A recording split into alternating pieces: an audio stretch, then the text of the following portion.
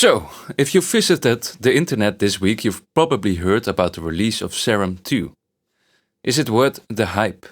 Let's find out.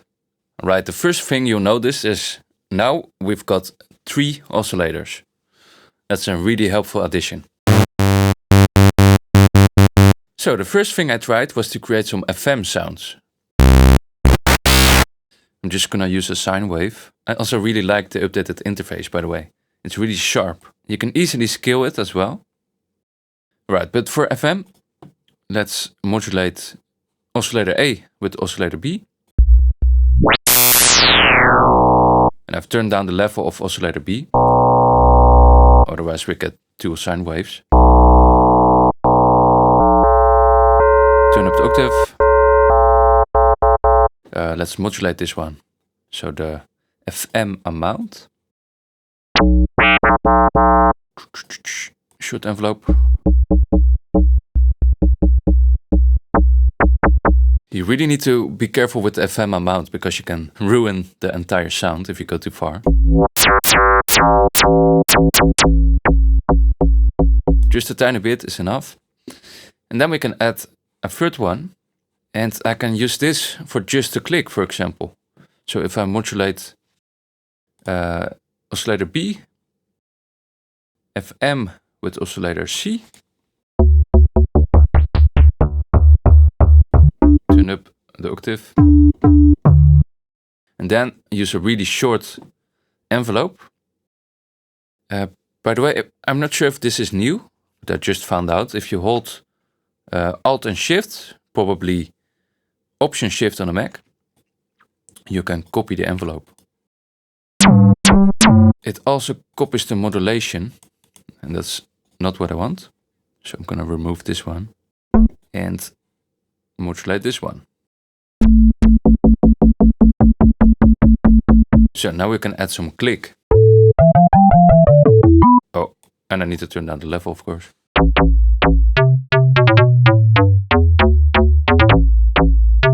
Also new is the Unison Options, which were previously in the global menu. But now we got a simple menu section right here. We can change the width, the range. We can stack them in octaves. So a lot easier to manipulate. We've also got a second filter, which was the biggest advantage of Vital before. So this is really helpful if you want to add some high-pass filter. And now you can also create MS-20 style sound effects. So bass lines, for example. So one trick I usually use is to use a filter cutoff. Short decay. To create a bass line. For lower the octave. But if I set the second filter to high pass, and I also need to change the routing. You can do that in the upper right. Here I need to route it to filter 2.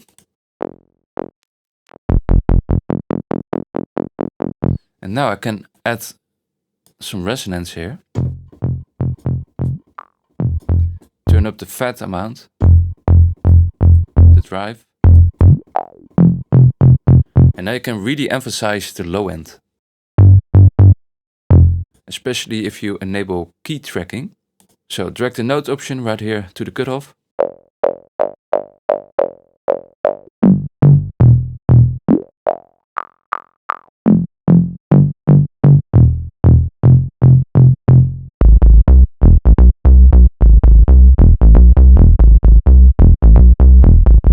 We do also have some new filters. So the wasp filter, for example.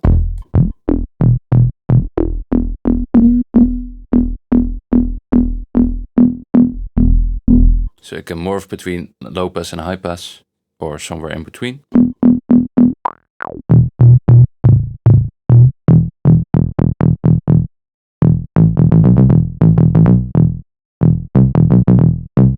But something that's new as well is the added clip sequencer.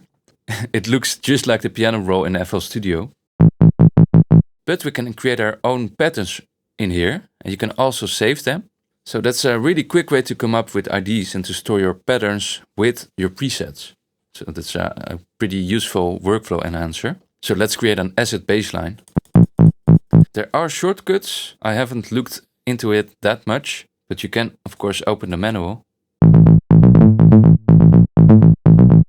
You can even output MIDI from over here. So this is really powerful if you combine it with VCV Rack, for example. But that's for another video. We've also got a velocity editor at the bottom. You can even add additional lanes, so you can modulate macros, any MIDI parameter. It's pretty powerful actually. I can modulate the filter.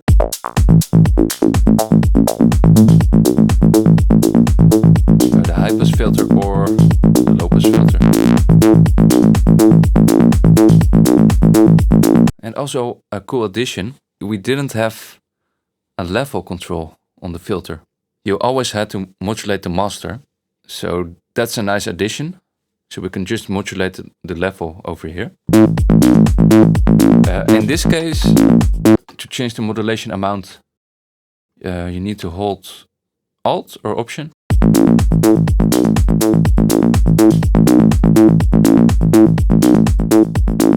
Even more powerful is the Arpeggiator, because yeah, we do have an Arpeggiator now.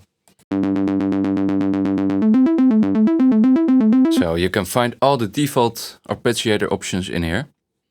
So you can change the rate, the pattern, up, down, stuff like that. But we can now create 12 different patterns or presets. So you can just click here and you can change the Arpeggiator settings.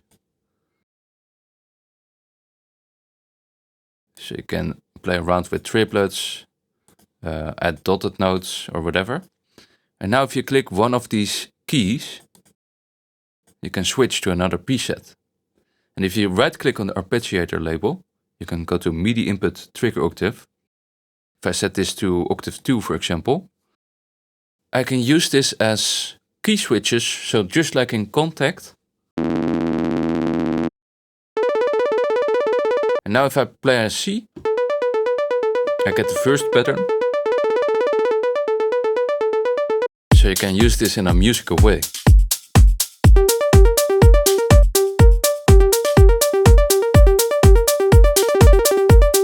So this is a cool way to create those anima type leads.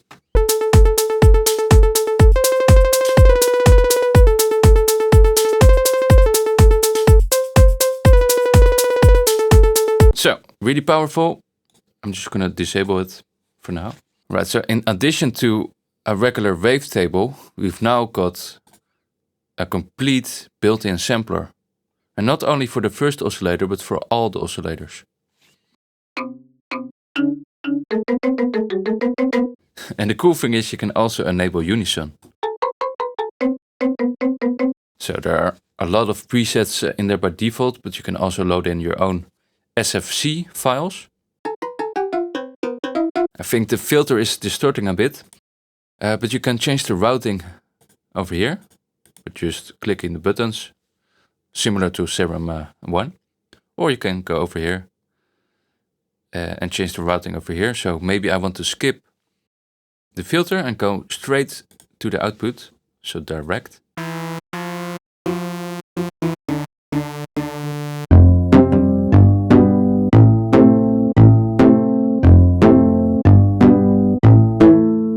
Pretty cool. We've also got a regular single sampler. This is a great technique I'd like to use on leads, for example. If you use a non-tonal sound, so like a click from a kick or something. A hi-hat maybe, hi-hat closed. You can change the scan rate, so the speed. But let's say if you've got like a huge sol lead or something. Let me change the envelope a bit.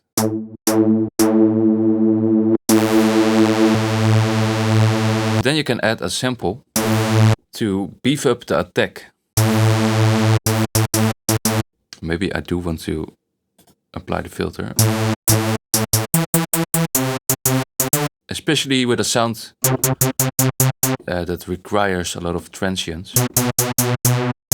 And you add some effects, so like a reverb. There are also a bit more reverb options. So we've got a plate, a whole vintage nitrous. I need to play around with that more. This is a pretty cool reverb.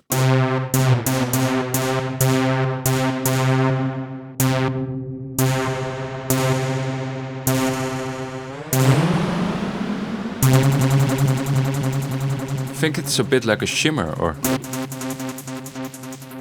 like a multi-delay. But yeah, anyway, of course you can always add all the other effects. So like a delay. And you can even add multiple of the same type. So if I want 2 delays or 3, I can do that.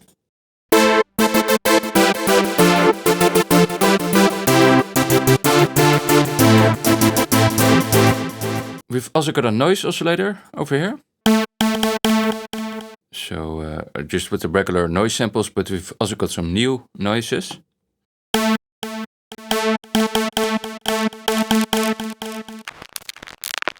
you can change the position. You can also choose a random position. But let's say I just want some white noise, so color, white.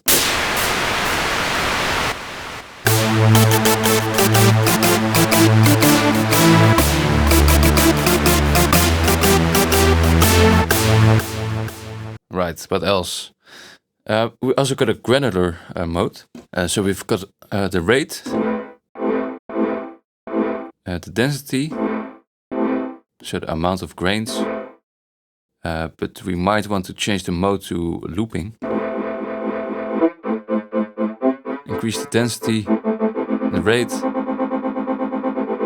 You can change the offset, so it starts at a different point in time every time.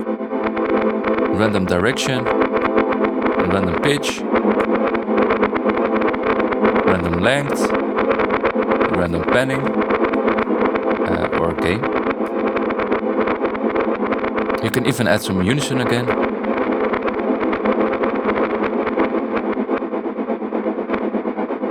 Change the octave. Now if you just add some reverb, for example,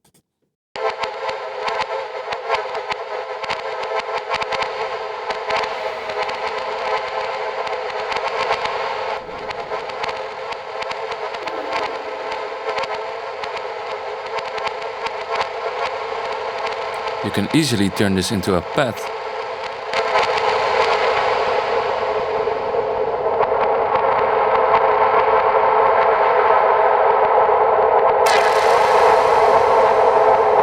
Or an atmospheric texture.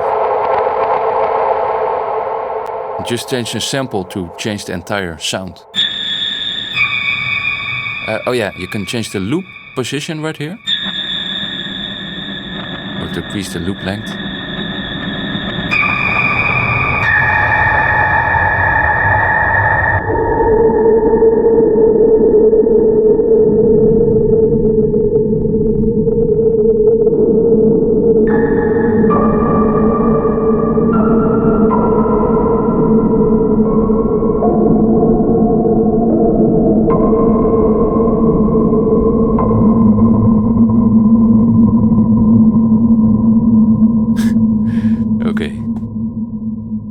Finally, we've got a spectral mode.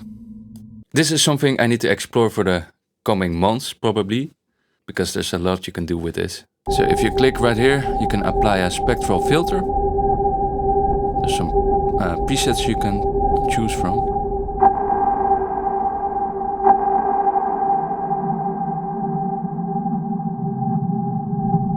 So you can really emphasize certain parts of the audio spectrum.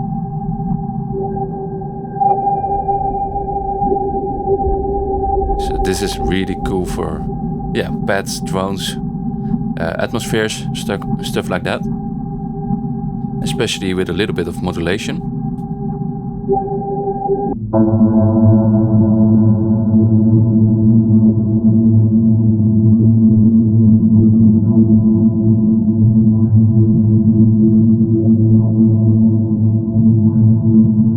course you can also apply warp modes to this as well.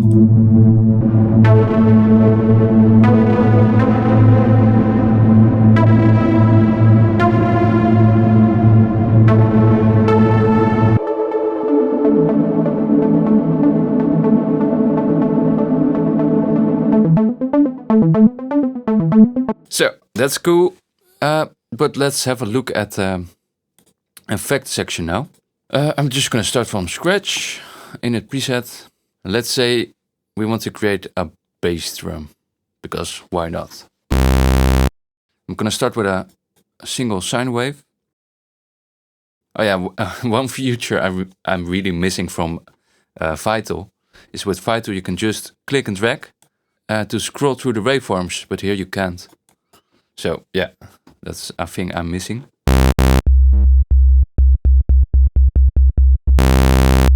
Anyway, small detail.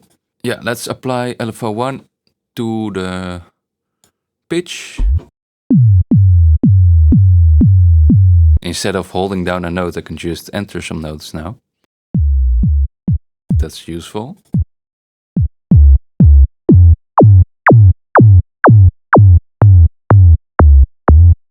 Okay, let's say this is my kick. Maybe I want to add a noise or something. Envelope 2, level.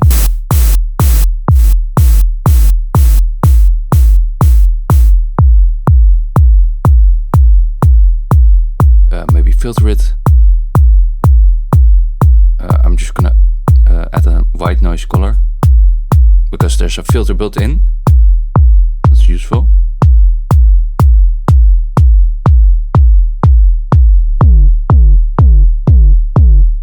Now, if we go to the effect section, or actually the mixer, we've now got a mixer. We can see all the oscillators and the noise and the sub oscillator, the two filters, and we've also got two buses.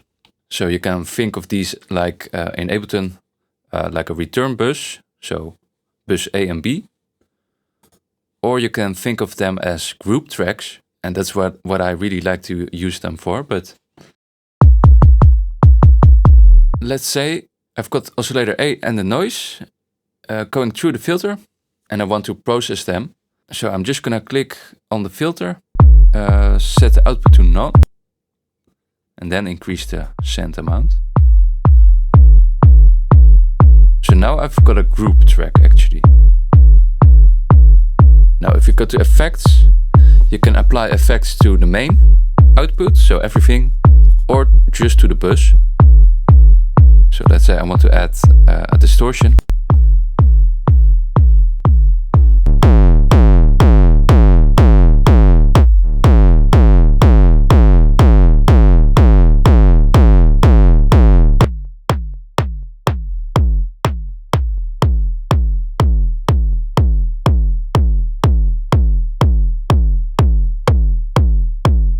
Maybe I now want to add oscillator B, and I want to create like a tail of the kick, but I don't want to distort it. So I'm gonna add a second LFO in envelope mode, send it to the level.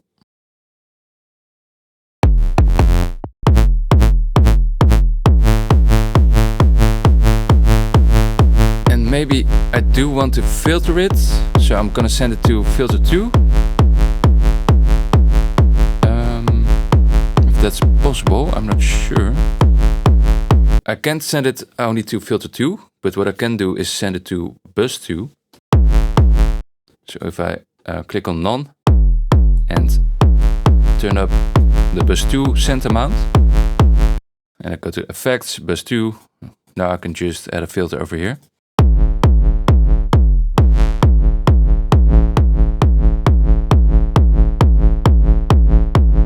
And maybe I want to add a chorus or something.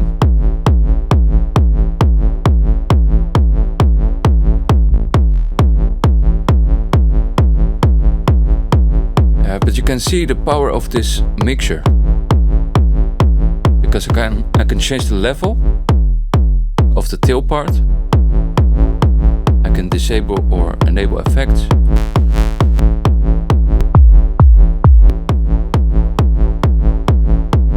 And you can always add some more effects to just the main section, so everything. And you can even save or recall presets. So factory presets, distorted, I don't know. Yeah, sounds cool. Those are even more sound design features. And this also opens up the new LFO features. Because we've got a normal LFO. We've also got a pad option. This is like a vector synthesis option. We've got a Lorentz curve. A Rosler curve, I think. And sample and hold.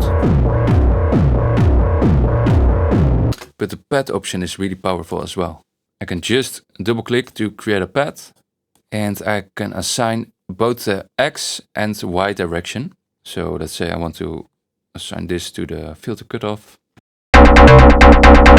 And I don't want to retrigger.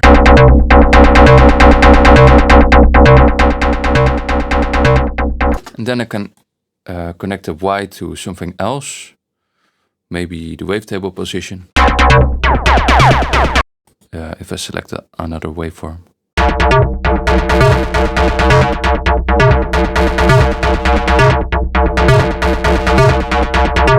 You can also create an open loop.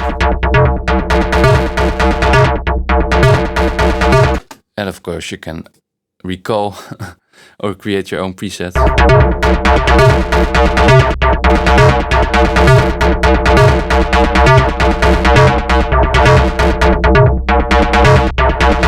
So, yet another powerful feature. We've also got 8 macros now instead of 4, because 4 was never enough. And yeah, what else?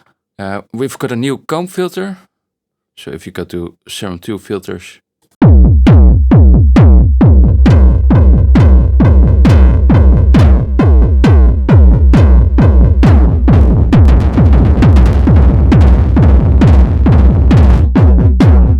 And yeah, some more experimental filters. I think this is a Moog probably.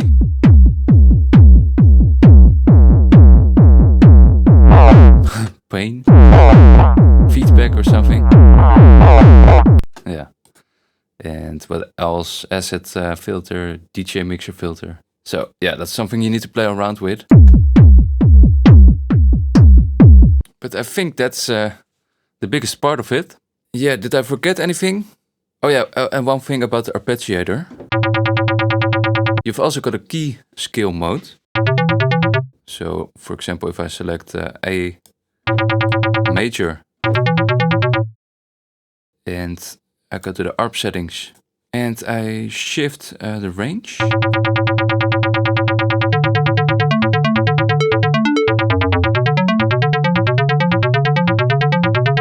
Now it follows the scale.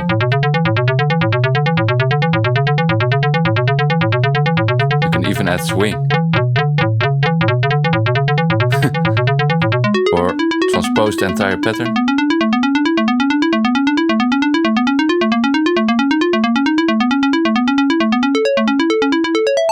But yeah, there are so many options in Serum. It's gonna take the producer community like 5 years to explore everything.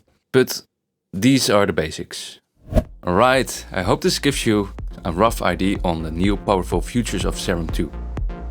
Let me know what you think in the comments, or if you want me to dive more in depth into some of the new features. Thanks for watching, and I'll see you all real soon with another video.